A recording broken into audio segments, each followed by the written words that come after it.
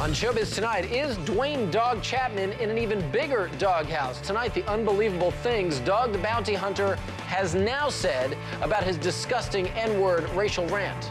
When I get mad and my brain searches for a word, I have to find different words, and to do that, you have to have more of an education. Dog Chapman is trying to apologize for the awful things he said, but I gotta tell you, he just might have made things worse. Tonight, why Dog might be in deeper doo-doo. Love, drugs, and fame. Tonight, star couples who are addicted to drugs or alcohol and are addicted to each other. Why this shocking combination can be so dangerous. It's a Showbiz special report, Love, Drugs, and Fame.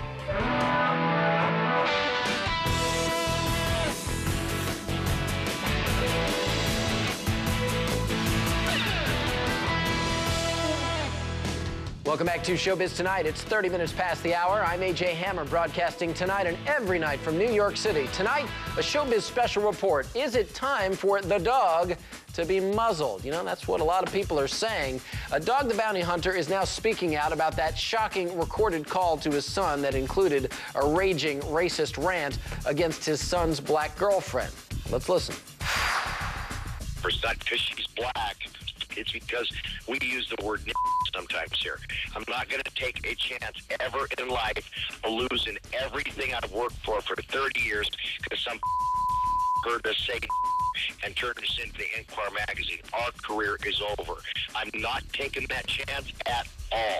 Well, now the dog is telling his side of the story to Larry King, but maybe he should just have shut up. Joining me tonight in New York, Curtis Sliwa, radio host at 77 WABC, and in Philadelphia tonight, Marc Lamont Hill, assistant professor of urban education and American studies at Temple University. Marc, Curtis, always good to see you both. I want to watch a little bit of what Dog told Larry King about making amends. Check this out. How do you fix it? Well, I'll continue doing the things I've done, working with, interracial people, and I just have to, I have some classes I have to go to, and I need to get a greater vocabulary than what I have, obviously. And when I get mad and my brain searches for a word, I have to find different words, and to do that, you have to have more of an education. More of an education. An education about what? How about not to say the N-word over and over again? Curtis. Oh, well, let me tell you something. Maybe he should enroll in a civil rights boot camp. Or maybe be exiled to Snoop Doggy Dogg's dog pound, where he walks women around, black women, with collars on and degrades them and used the B word on them and ho, ho, ho, like he was Santa Claus in the N-word. Look, let's face it.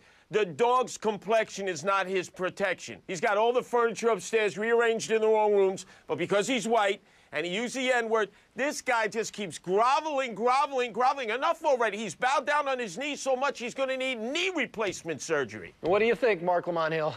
Well, unlike Curtis, I'm not going to start talking about rappers. I'm going to actually focus on the particular white individual who used a racist term.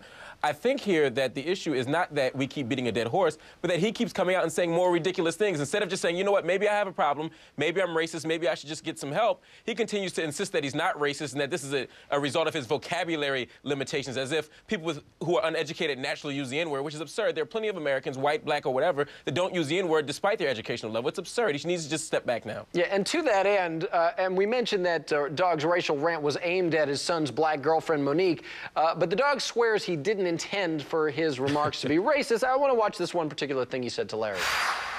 So you didn't like her. You didn't like her for reasons that she would be bad for your son. Exactly right. Not because of her color of her skin. Then why use the word?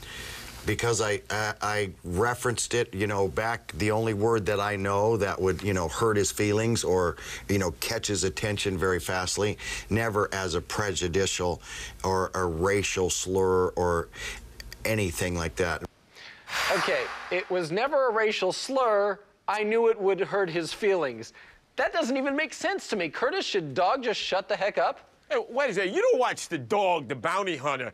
because this is an intellectual Ivy League scholar and this is college bowl. Come on. He chases bad guys, cretins with chromosome damage. Remember, this guy has been to jail himself. I think what he did to go to jail is far more serious than this. And this is like so much mama drama. They're going to make a movie out of this for the Lifetime channel. Enough already of the dog. Now, go ahead, Mark. No, but I was going to say, this is exactly what happens. You know, this is part of what white racism is that you deploy at will the extraordinary privilege of deciding what's hurtful and what's not when we've had enough.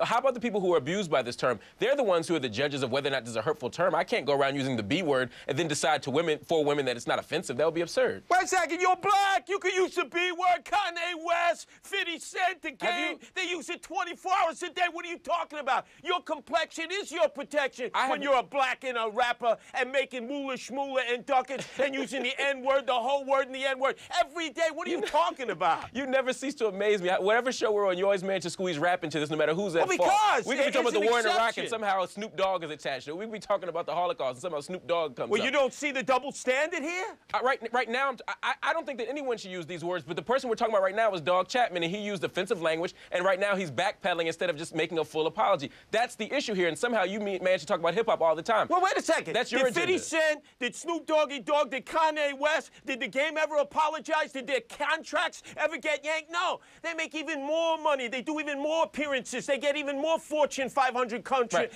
endorsements. So, Curtis, what you're pointing out is that two different camps are doing something bad. At this moment tonight on Showbiz Tonight, we're talking about Dog Chapman. And I would just like to see for once you be able to talk about a white person who does something wrong without having to find a black person who does something wrong. That's absurd, and that's a reflection of the extraordinary privilege of whiteness and white racism. It's absurd. Idiot, imbecile, those are the words that describe the dog. Nobody ever said that this guy was a brainiac. But enough already with these apologies. Stupidity's not protection either. You say complexion's not protection when neither is stupidity. He still has to be accountable. He's a public figure. What do you want? What do you wrong. want from this guy? You want to take away the bread out of his mouth? You want to send him to and do 20 years to life? He used the N-word in a private conversation. Let me ask you, Mr. Sanctimonious Hypocrite. Dr. You never use bad language towards white people in private conversations? The only you. Right. Only after appearing on TV with you. Yeah, you're a saint. Let me bow to you. In a private conversation, you never demean white people or other ethnic or racial groups. I don't. Maybe that's your thing. It's not mine. Well, you're a saint. You're a saint. I'm not a saint.